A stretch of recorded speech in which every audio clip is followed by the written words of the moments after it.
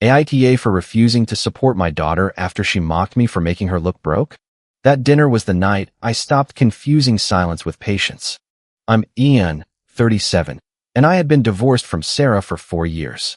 Our daughter, Harper, was 16. Most of my life as a divorced father was painfully ordinary. Checking the custody calendar, answering school emails, paying insurance, reminding Harper to charge her phone, and keeping a spare hoodie in the back seat because she forgot one everywhere she went. I still bought the cereal she liked, even though she only stayed with me a couple of nights most weeks. I kept a phone charger on both sides of the couch because she always dropped hers behind the bed.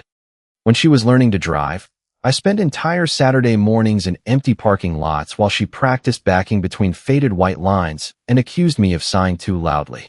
I was never trying to be the fun parent. I was trying to be the steady one. The divorce had been painful, but at first, it was manageable. Sarah and I had a written parenting plan, a custody schedule, and an agreement that separated required expenses from optional ones. I paid child support on time. I paid my share of school costs, medical bills, activity fees, and anything else covered by our agreement. Then there were the extras. A new pair of cleats because Harper's old ones split before a weekend tournament. Half of a last-minute hotel bill for an extracurricular trip. A more expensive phone because Sarah said Harper needed a better camera for school projects. Higher car insurance after I added a teenage driver. Clothes for events that somehow always became urgent the night before. I paid most of those things without a fight. The agreement told me what I had to pay. Guilt told me to pay the rest. I told myself I was keeping Harper out of the conflict. I didn't want her hearing two adults argue over every receipt. I didn't want her thinking she was expensive, unwanted, or responsible for the divorce. Whenever Sarah sent a vague request followed by a sentence like, "This is for your daughter," I usually transferred the money and moved on. For a while, Harper seemed to understand what I was trying to do. She complained like any teenager, but she was still affectionate. She sent me pictures of weird snacks from the grocery store. She called when she wanted someone calm.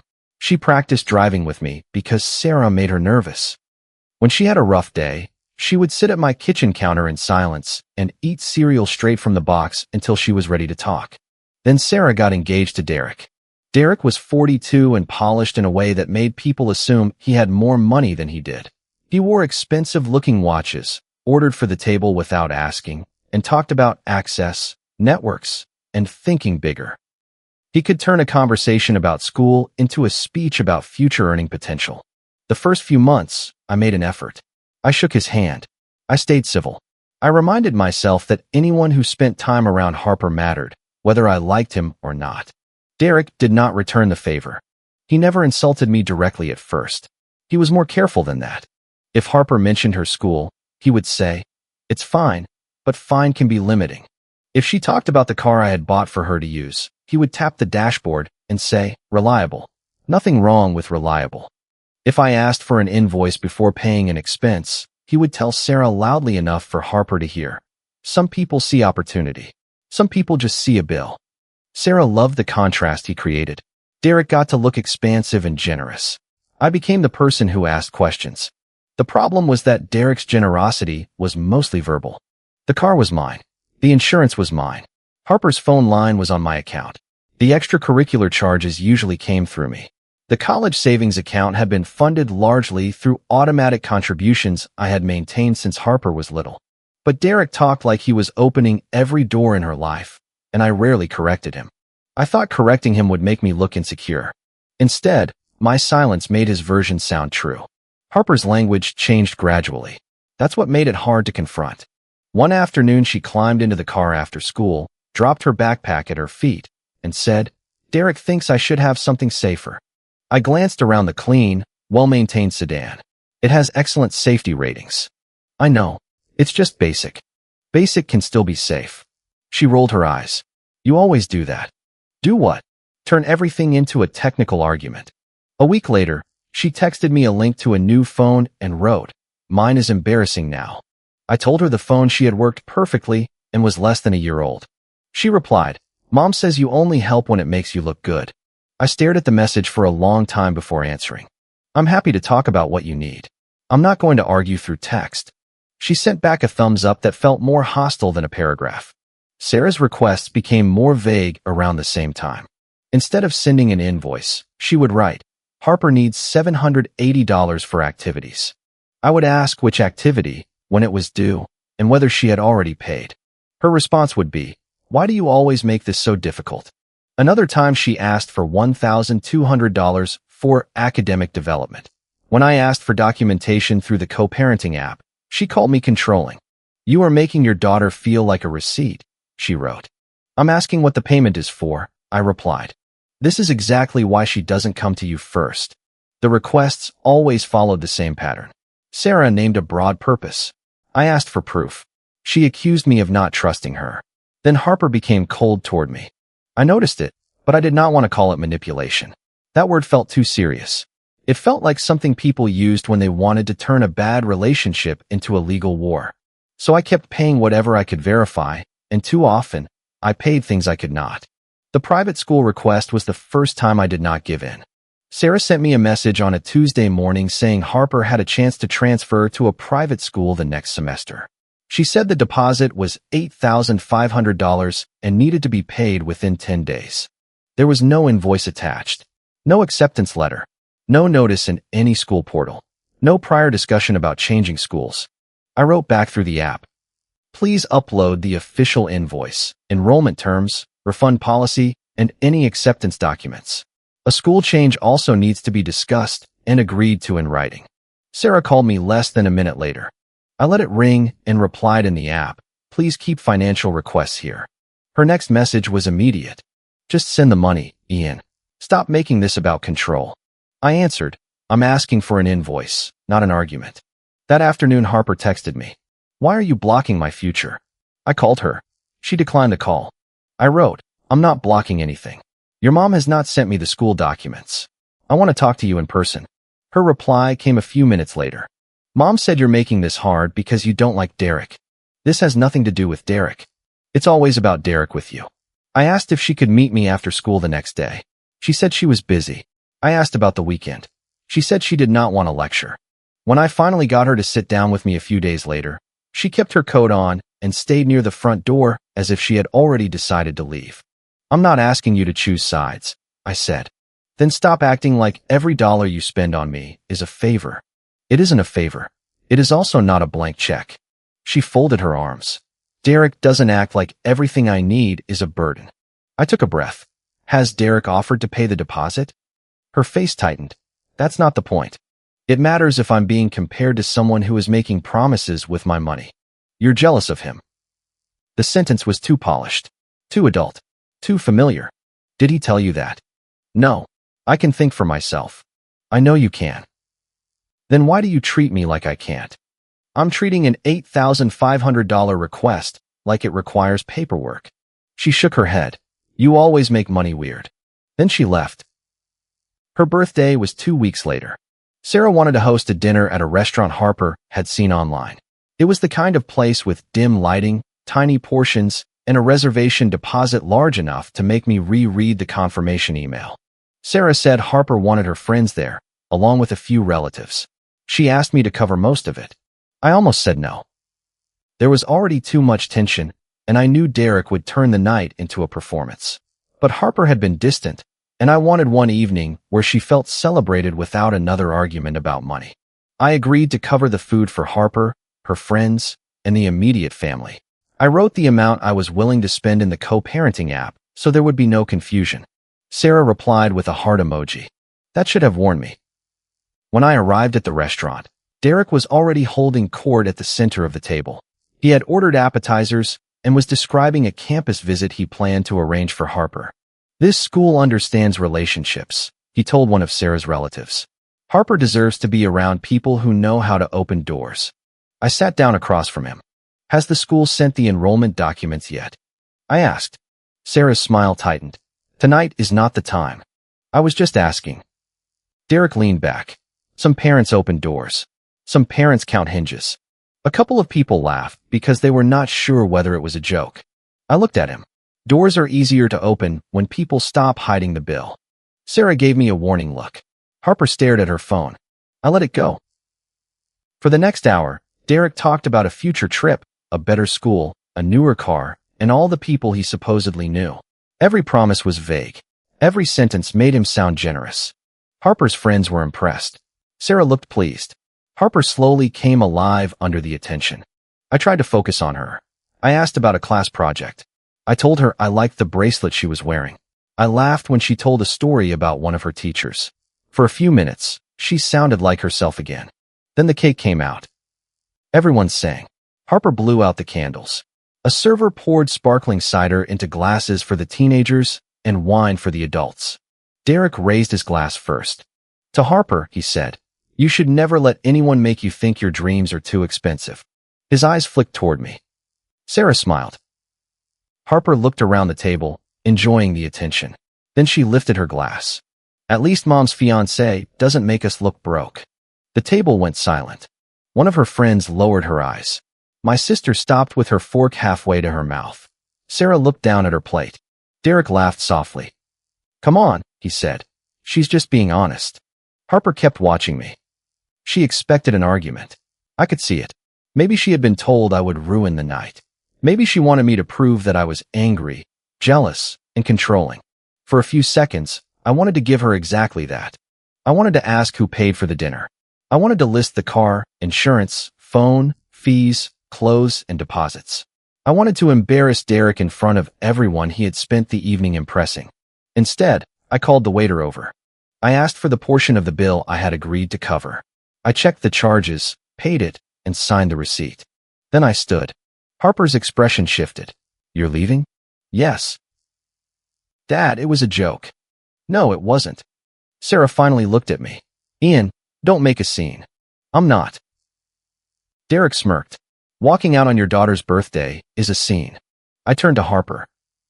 "I love you," I said, "but I'm not funding disrespect anymore." Her face went red. "So you're punishing me because your ego got hurt?" "I'm leaving before I say something I regret." Derek shook his head. "Small." I looked at him. "Then everyone can be honest with receipts tomorrow." I walked out. My hands were shaking by the time I reached the parking lot. I sat in my car with the engine off and stared at Harper's spare hoodie folded on the back seat. For one terrible second, I hated that hoodie. I hated the cereal in my cabinet. I hated every automatic payment that had let me pretend we were still close. I took out my phone and started writing a message to Sarah.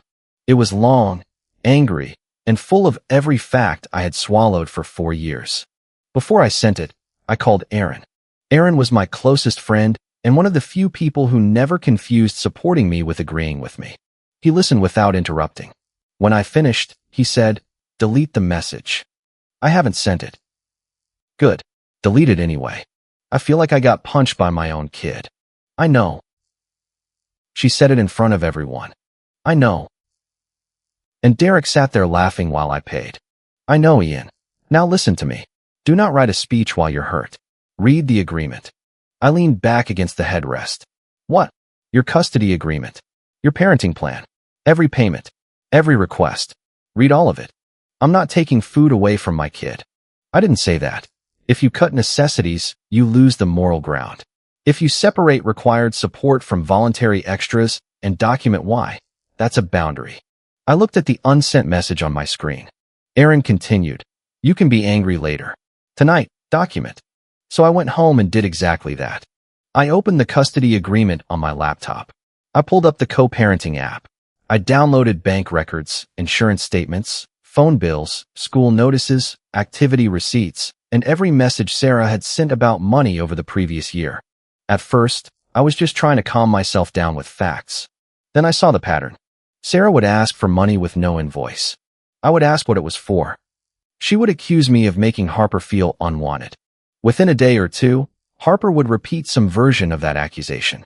A request for an undocumented activity fee became, "Dad doesn't support what I care about." A request for a phone upgrade became, "Dad wants me to look embarrassing." A request to transfer the car title became, "Dad doesn't trust me." The private school request became, "Dad is blocking my future." There were also dozens of expenses Harper probably did not know I paid. Her car insurance had increased sharply after she was added as a driver. I had covered the entire difference. I had paid half of her braces after insurance, several activity fees, school supplies, clothing for formal events, and travel costs. I found transfers labeled Harper School that Sarah had later described to relatives as expenses she had paid alone. I found an email chain where Sarah used one of Derek's exact phrases. Harper deserves adults who think bigger. I found a message from Harper sent less than an hour later. Why do you always think small when it comes to me? It was not one lie. It was a payment system built out of guilt. By 3 a.m, my anger had changed. It was still there, but it had become colder and more useful. I made a list with 2 columns. Required. Optional. Child support was required. It would continue unchanged. Documented medical and school expenses were required under our agreement. I would pay my share. Basic communication access was required by the parenting plan. A premium unlimited phone plan with frequent upgrades was not. The car was titled to me. Harper had permission to use it under written conditions we had discussed when she started driving. Those conditions included safe driving, keeping me informed about where the car was, and treating the privilege responsibly. The private school deposit was not an agreed expense. There was still no official invoice. The college savings account was protected for qualified educational expenses. Sarah had no right to access it casually, and Derek had no right to access it at all. At 6:30, I drove to Sarah's house. The car was parked in the driveway. I had a spare key. I did not enter the house or wake anyone. I took photographs showing the car's condition, put a brief notice in the mailbox stating that I was retrieving my vehicle, and drove it home. Then I changed Harper's phone plan. I did not disconnect her number. She could still call, text, reach both parents, and contact emergency services. I removed the premium data package and the upgrade option. I also canceled the pending transfer I had set aside for the private school deposit. It had never been sent because Sarah had not provided documentation. Finally, I wrote one message through the co-parenting app. Going forward, I will continue paying all child support and every required expense under our agreement. I will also consider legitimate additional expenses for Harper when they are documented, submitted through this app, and agreed upon when required.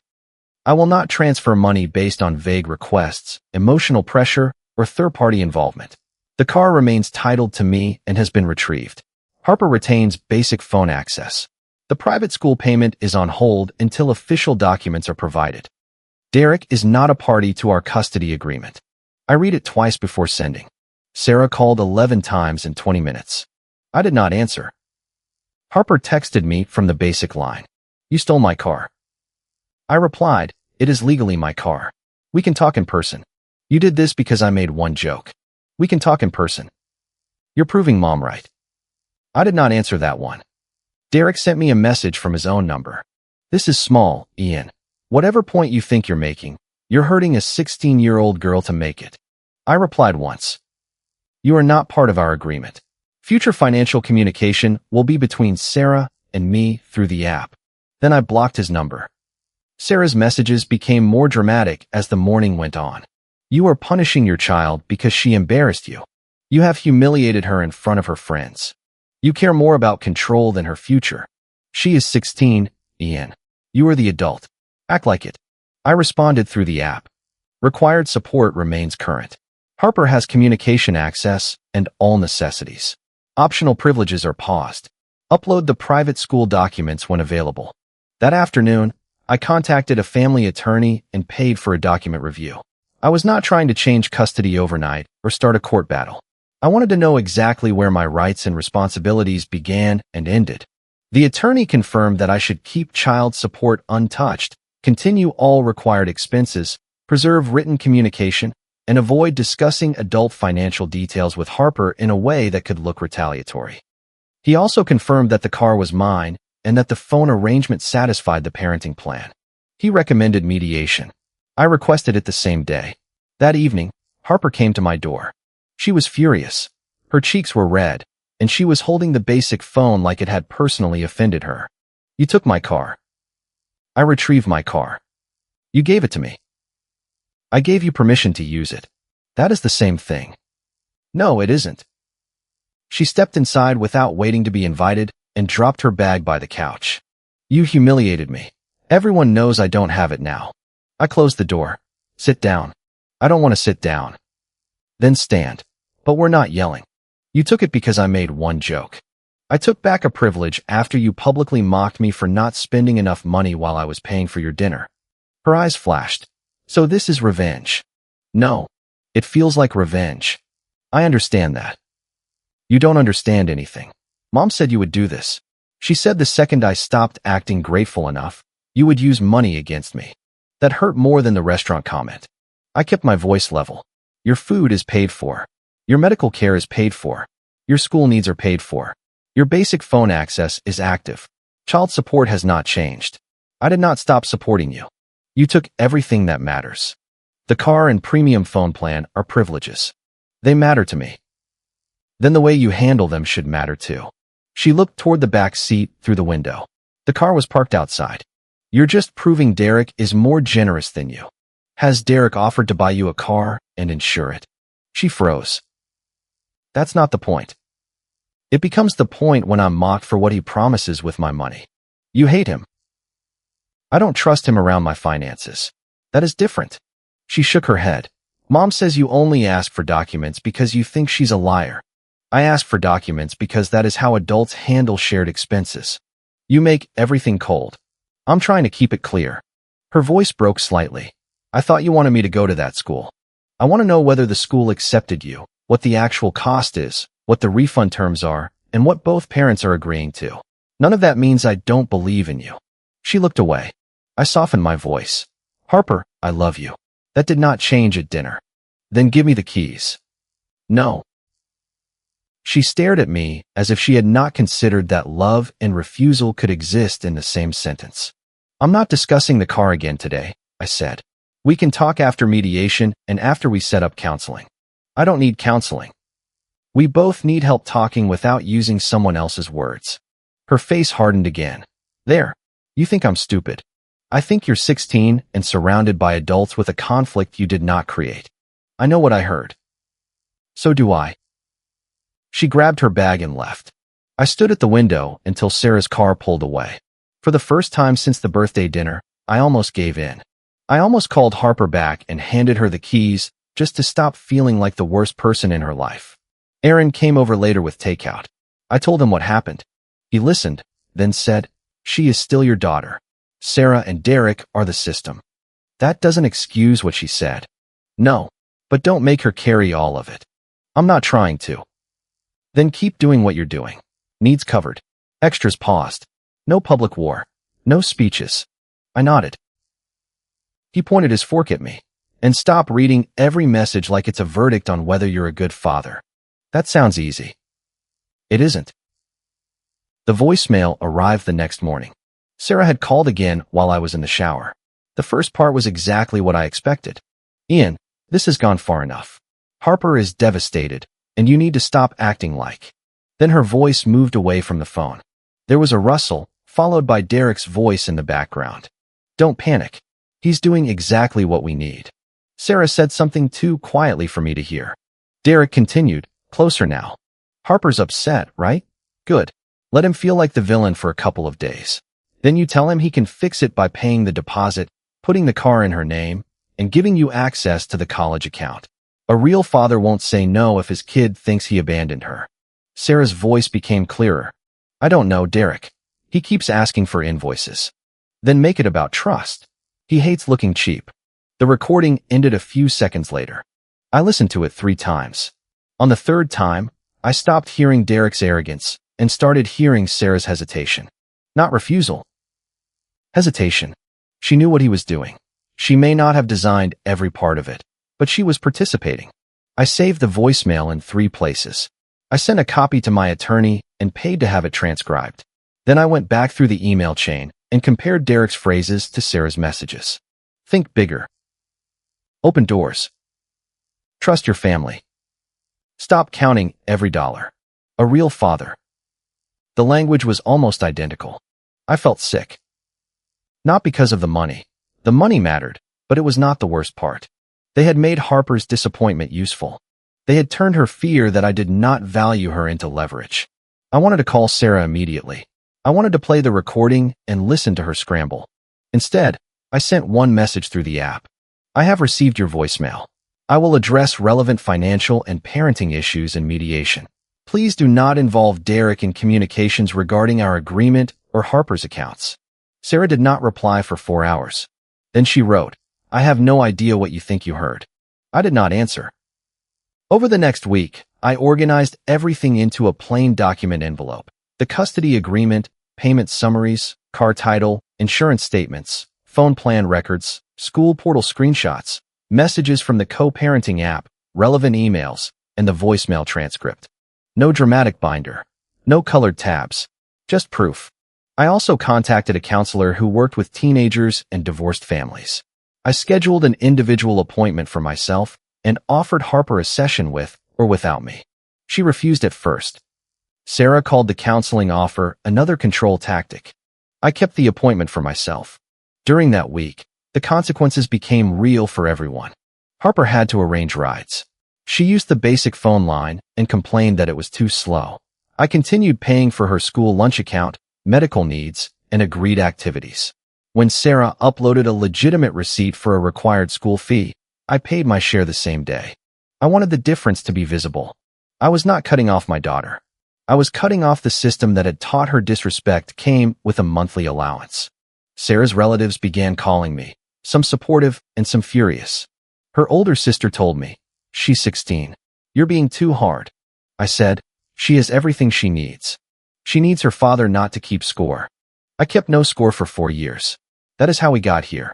My own sister told me she was proud I had left the restaurant, but she also warned me not to turn the car into a symbol of obedience. She needs to earn back trust, I said. Yes, my sister replied. Not perform loyalty. That distinction stayed with me. The mediation took place 2 weeks after the dinner. Sarah arrived dressed like she was going into a business meeting. Harper sat beside her in a hoodie, arms folded. Derek came too. I had not agreed to discuss finances with him, and I said so before we started. The mediator was calm and direct. Derek may remain as Sarah's support person, they said, but he is not a parent under this agreement and will not participate as a decision-maker. Derek's jaw tightened. Sarah opened with emotion. Ian is using money to force Harper to love him, she said. He was embarrassed at dinner, so he took her car, downgraded her phone, and froze her education. This is financial abuse. The mediator turned to me. You will have a chance to respond. Derek leaned forward anyway. A real dad would not take away his daughter's future because his ego got bruised. The mediator looked at him. You are here as support. Do not interrupt again. I did not answer Derek. The mediator asked Sarah to identify which required support had stopped. She hesitated. That is not the point. It is relevant to the claim you made. He took the car. Who holds the title? Ian, technically. Who pays the insurance? Ian. Has child support stopped? No. Has basic phone access stopped? No, but he downgraded it. Have required school or medical expenses gone unpaid? Sarah looked at the table. Not that I know of. The mediator turned to me. I opened the document envelope. This is the current child support record, I said. No missed payments. These are required school expenses already paid. These are medical contributions. This is the car title and insurance. This is the phone account showing active calls and texts. This is the school tuition portal. There is no pending deposit charge. These are the messages where I asked for official documents. I slid the copies across the table one at a time. Sarah interrupted. He is reducing our daughter to paperwork. The mediator said, we are going to separate claims from documentation. I showed the app messages. Sarah's request, send $8,500 for the deposit. My response, please upload the official invoice, enrollment terms, refund policy, and acceptance documents. Sarah's response, stop making this about control. I showed 2 earlier examples involving activity fees. In both cases, Sarah had requested round numbers without receipts. In both cases, I asked for proof. In both cases, Harper sent me an angry message within 24 hours accusing me of not supporting her. Harper had stopped looking at me. She was reading the copies in front of Sarah. I showed the bank records. This is the insurance increase after Harper was added as a driver. I paid all of it. These are the activity expenses. These are phone charges and upgrades. These are transfers to Sarah for school-related costs. Some were required. Some were voluntary. Sarah shook her head. I never said he paid nothing. Harper looked up. You said you had to cover everything because Dad fought you on every dollar. I said it felt that way. That's not what you said. Sarah's voice sharpened. Harper, this is between adults. Harper gave a short, humorless laugh. You made it my business every time you told me he didn't care. Derek stepped in. This is exactly what Ian wanted. He brought a stack of paperwork to humiliate Sarah in front of her daughter. I looked at the mediator. I also have a voicemail that relates directly to the financial requests. Sarah's head snapped toward me. What voicemail? I placed my phone on the table. The mediator asked whether everyone understood that the recording had been left on my voicemail. I confirmed it. My attorney had already advised me that I could use a message voluntarily left for me in this setting. I pressed play. Sarah's voice filled the room first. Ian, this has gone far enough. Then came the rustling. Then Derek. Don't panic. He's doing exactly what we need. Derek's face changed before the next sentence finished. Harper's upset, right? Good. Let him feel like the villain for a couple of days. Then you tell him he can fix it by paying the deposit, putting the car in her name, and giving you access to the college account. A real father won't say no if his kid thinks he abandoned her. Turn that off, Derek said. The mediator held up a hand. Do not interrupt. Sarah's recorded voice said, I don't know, Derek. He keeps asking for invoices. Then Derek again. Then make it about trust. He hates looking cheap. The recording ended. Nobody spoke. Harper stared at Derek. Her face had gone pale. Derek recovered first. You're twisting a private conversation. I looked at him. I played the part where you said my daughter's disappointment was useful. I was trying to help Sarah advocate for her. You were trying to gain access to an account that has nothing to do with you. I never said I would take the money. You said to use Harper to pressure me into opening it. That is your interpretation. The mediator said, the recording is clear enough for the purpose of this discussion. Sarah reached for Harper's hand. Harper pulled hers away. Did Dad actually refuse? Harper asked. Or did you just tell me he did? Sarah's eyes filled with tears. It's complicated. That answer did more damage than a confession. Harper looked at the school portal screenshot. Was I even accepted? You were being considered. That's not what you said. The opportunity was real. Was there an invoice? Sarah did not answer. I said, the school may be a real option. I have never said otherwise. But I did not receive an acceptance notice or a bill. Harper turned to Sarah. You told me the deposit was due. There were conversations. With who? Harper, I was trying to protect you from feeling unwanted. By telling me Dad didn't want me? Sarah started crying. That is not fair. Derek leaned toward Harper. Your mom was fighting for your future. Harper looked at him with a kind of disgust I had never seen on her face. You call me useful. I did not say that. You said it was good that I was upset. I said your father needed to understand the consequences of his behavior. You wanted him to give Mom access to my college money. For legitimate expenses. Then why didn't you get an invoice? Derek's polished expression cracked. He turned to me. You've spent years poisoning her against us, and now you finally got your moment. I kept my voice even. I have never told her to choose me over her mother. You do it with money. No, you try to do it with my money. The mediator interrupted before Derek could answer. Derek is not a parent under this agreement. He has no role in the college account, the car title, or required financial decision-making between Ian and Sarah. Going forward, those discussions will remain between the parents. Sarah wiped her face. He lives with us. He supports Harper. Emotional support does not create authority over custodial finances. The mediator then went through the future arrangement.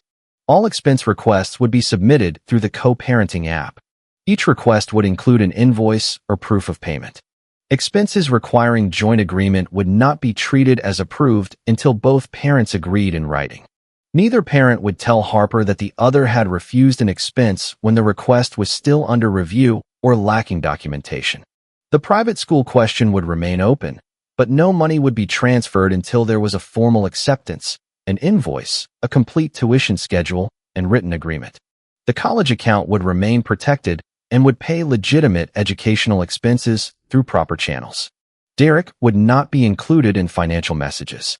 The mediator also warned that repeated false statements about a parent's support could become relevant if the parenting plan ever needed formal review. Sarah called that a threat. The mediator replied, "It is a description of consequences." Then we discussed Harper. I said the car would not return immediately. The premium phone plan would remain suspended. I would continue all required support and legitimate expenses. I wanted counseling and a gradual rebuilding of trust. Sarah objected. "You are still punishing her." I looked at Harper, not Sarah. "An apology matters," I said. "It does not erase the consequence." Harper's eyes were wet. "So you're still mad?" "I'm hurt, but this is not revenge against you. It is a boundary for both of us."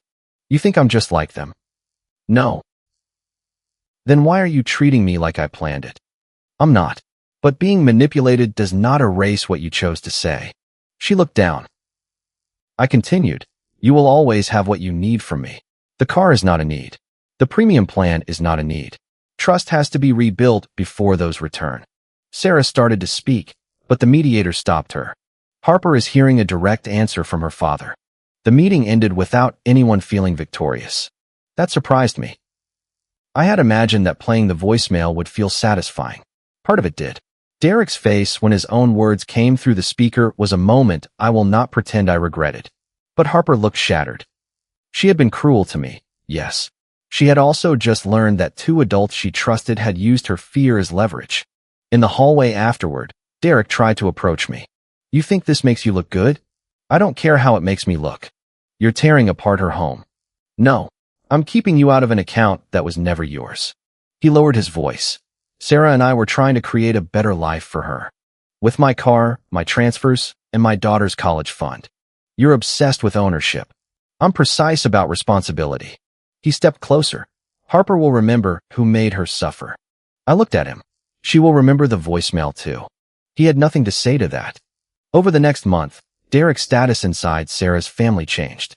There was no dramatic public collapse. Nobody threw him out of a party. No police appeared. Life was more ordinary and, in some ways, more humiliating than that. Sarah's sister began asking direct questions about the private school deposit. One relative learned that Derek had been talking about a future trip he had not booked. Another found out that the new car plan was really a proposal to transfer my existing car into Harper's name. People stopped treating Derek like the generous provider in the room. They started asking who was actually paying. He did not like questions any more than Sarah did. Sarah followed the new expense protocol because she had no practical alternative.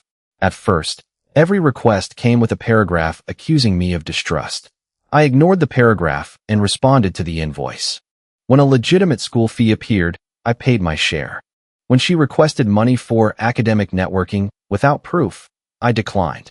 When she uploaded an official counseling bill, I paid it. The clarity removed most of her leverage. She could still call me cold. She just could not turn an accusation into an automatic transfer. Harper remained angry for a while. She refused counseling twice. She sent short replies. During my custody time, she stayed in her room or sat on the couch with headphones on. I did not force emotional conversations every night. I made dinner. I asked whether she needed anything for school. I kept the cereal in the cabinet. One evening, I heard her crying in the bathroom. I stood outside the door for a moment, then walked away. She knew I was there. She also knew I would not force her to talk. A week later, she asked me to drive her to a counseling appointment. She did not ask me to come inside. I waited in the parking lot. Afterward, she got into the passenger seat and stared out the window. "Can we get food?" she asked. "Sure." We went through a drive-thru and ate in the car. She stole half my fries without asking, which was the most normal thing she had done in weeks. We did not discuss the voicemail. The real conversation happened several days later. Harper texted me, "Can I come over without Mom?" I told her yes. She arrived carrying the same backpack she had dropped by my couch the night she demanded the car back. This time she sat at the kitchen counter. For a while, neither of us spoke. Then she said, "I know I was awful." I waited. "I thought you didn't want to pay because you didn't think I was worth it." That was never true. Mom kept saying you only helped when it made you look good. Derek said you were jealous because he wanted more for me. I nodded slowly.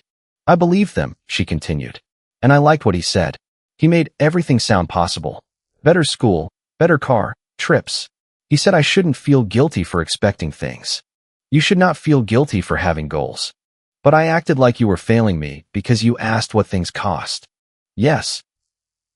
She winced at the direct answer. I'm sorry, she said. Not just for the joke. For all of it. I treated you like an ATM and then made fun of you for not giving me enough.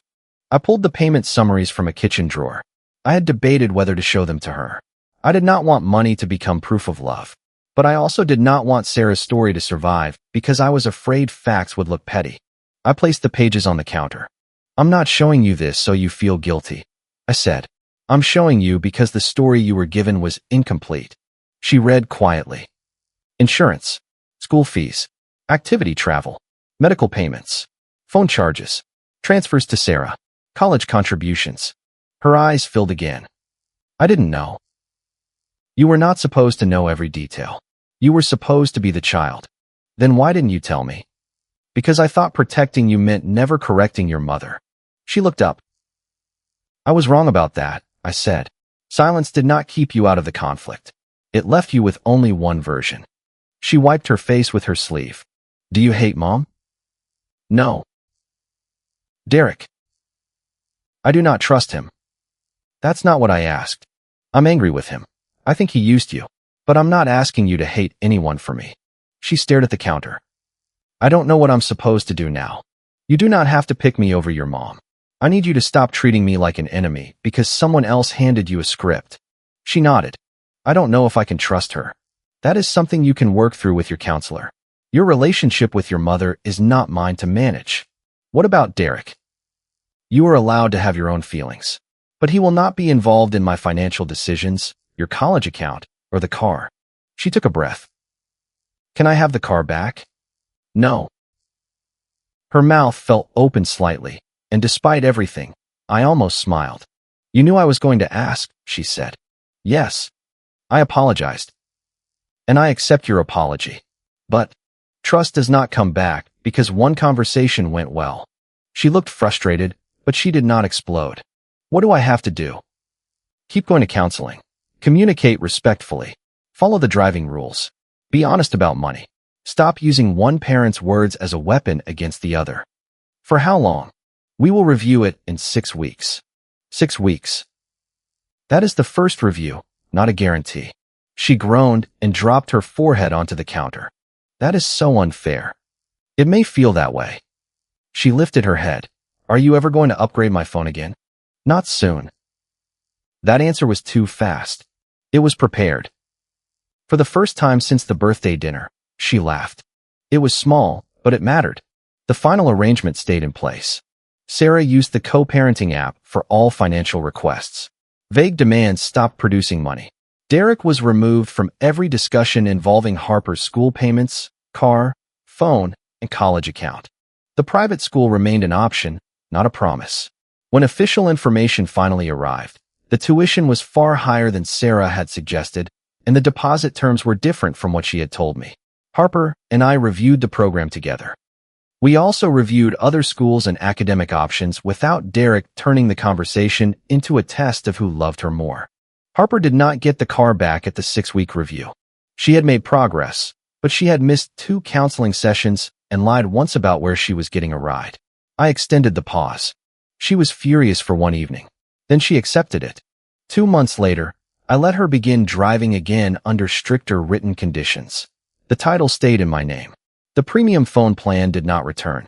She kept basic service and learned to use Wi-Fi like the rest of civilization. Sarah never gave me a full apology. She said she had been trying to protect Harper's confidence. She said Derek's words sounded worse out of context. She said I had forced her into defensive decisions by treating every request like an investigation. I stopped waiting for her to admit the whole truth. The written rules mattered more than the confession. Derek remained engaged to her, but his influence over our financial arrangements ended. He could make speeches about thinking bigger. He just could not attach my bank account to them. Some relatives still believed I had been too hard on Harper. Others thought I had waited far too long. Both opinions bothered me because both contained some truth. Harper was 16. She had been manipulated by adults. I had also taught her, through years of silent payment, that access to me did not require respect. Sarah and Derek exploited that lesson, but I helped create it. I could not repair that by humiliating my daughter back. I could repair it by staying. So I stayed. I paid what she needed. I showed up for appointments. I listened when she was angry. I corrected lies with facts. I refused to purchase peace. A few months after the dinner, Harper and I were sitting in the car after counseling when she said, "I still feel stupid when I think about what I said." "You should feel responsible," I told her. "You do not have to feel permanently ashamed." "Is there a difference?" "A big one." She was quiet for a moment. "Are you ever going to stop bringing receipts?" "I don't bring them to dinner." She smiled. "Fair." That was not a perfect ending. Trust came back in pieces. Some weeks were good. Some conversations still turned sharp. Sarah and I remained careful with each other. Derek remained Derek. But the system changed. My daughter lost a car for a while. My ex lost the ability to turn vague accusations into payments. Her fiancé lost access to decisions that were never his. And I lost the fear that saying no would make me less of a father. I did not stop being Harper's dad. I stopped being the wallet everyone was allowed to spit on. If you liked it, don't forget to leave a comment and support the channel by subscribing. See you in the upcoming stories.